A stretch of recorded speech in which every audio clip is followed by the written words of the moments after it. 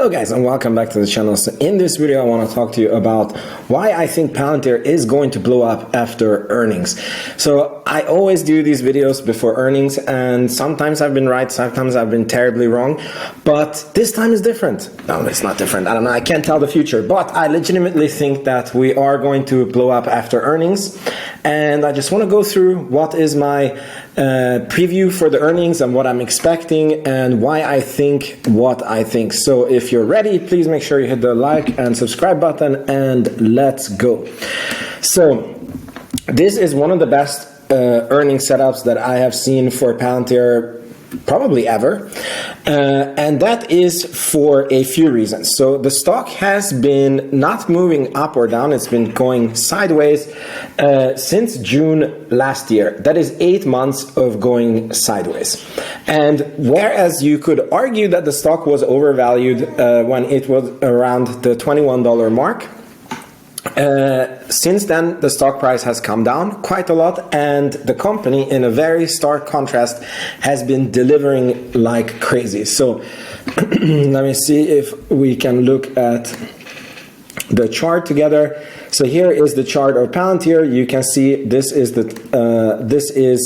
last May and June, and since that time, the stock has gone up and down and up and down. This has been a major support, and this time we didn't even manage to come close to this support. We stagnated at this point. So I think that that is a fantastic setup for earnings because it shows that there is somehow not a lot of built-in expectations. You can see the stock went down into earnings, so that's very, very good.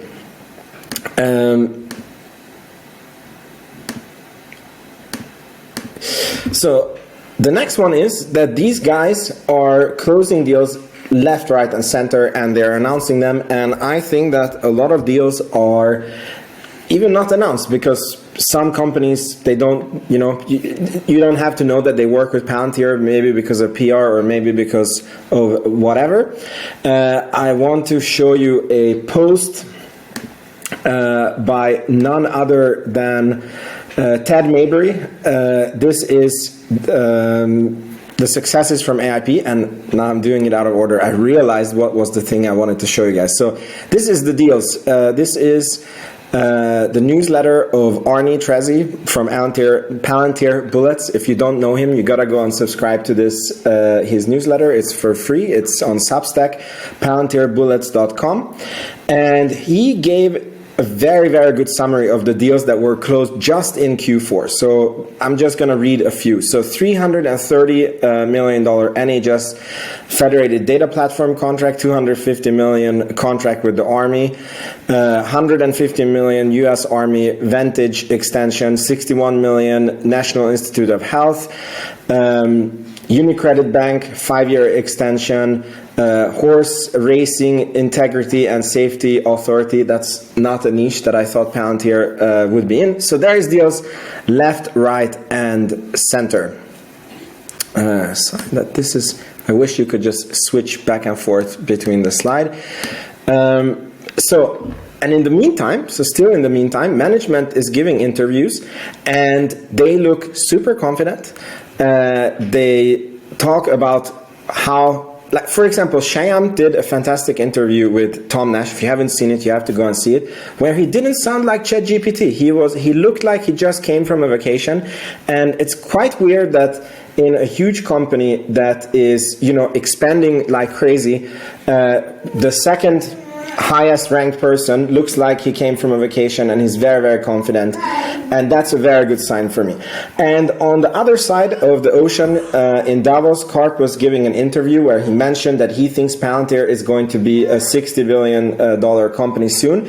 And whenever Karp has made these outlandish statements like customer demand is insane for AIP and we are going to be profitable, he has never let us down. Like, this guy doesn't just talk shit, okay? He really means it when he says it.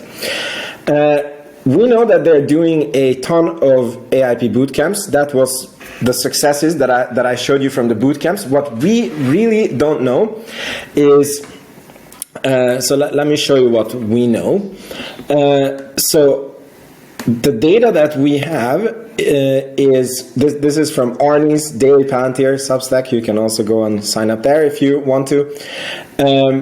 They have done last year 414 boot camps.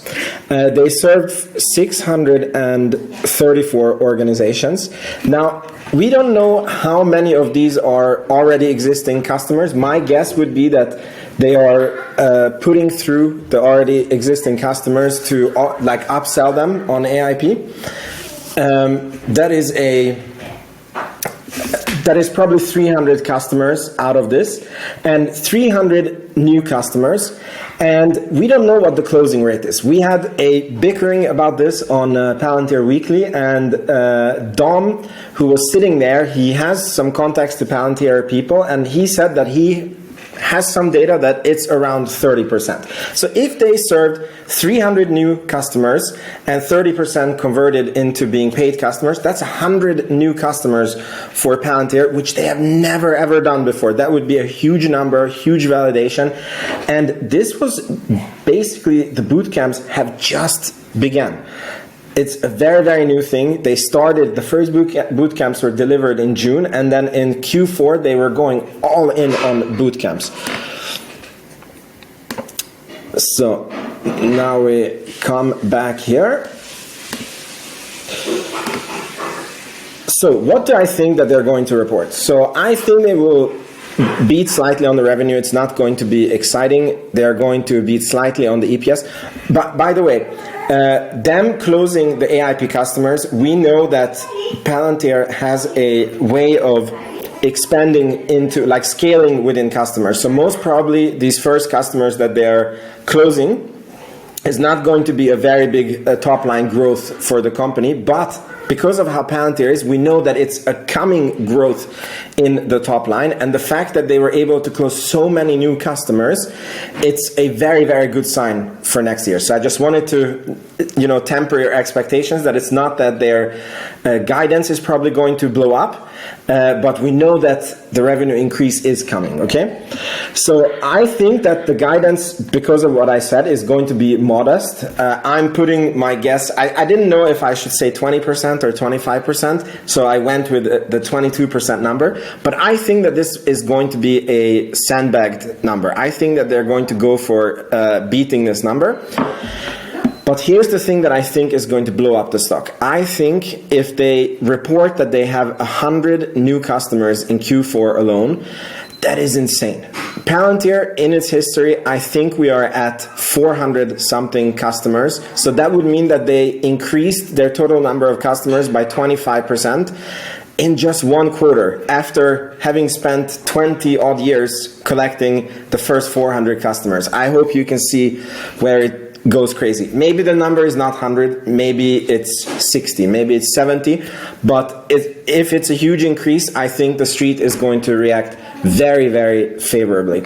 So what would make the stock fall? So what would make it so that I'm full of it and,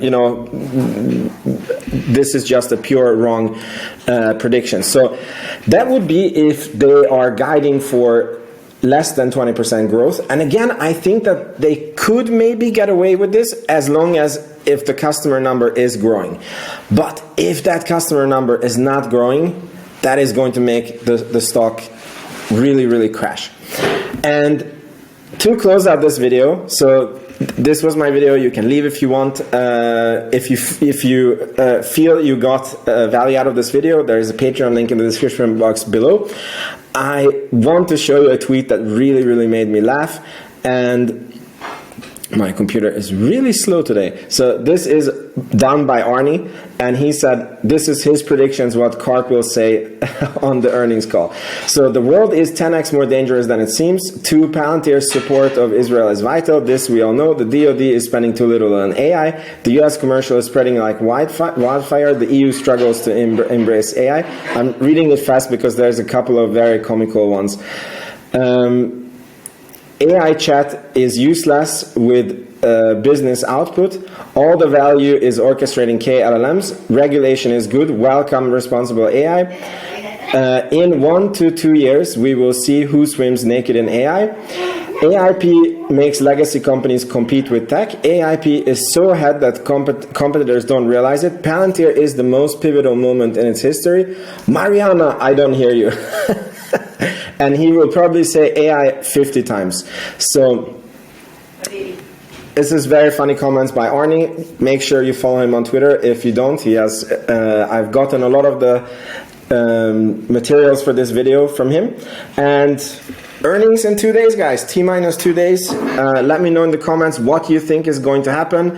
Are you buying more? Are you waiting to see? What are your expectations? Do you think Palantir is overvalued or undervalued? And why do you think that? So let me know in the comments. Let's have a discussion there. And I'll see you in the next video. Thanks for watching. Ciao, ciao.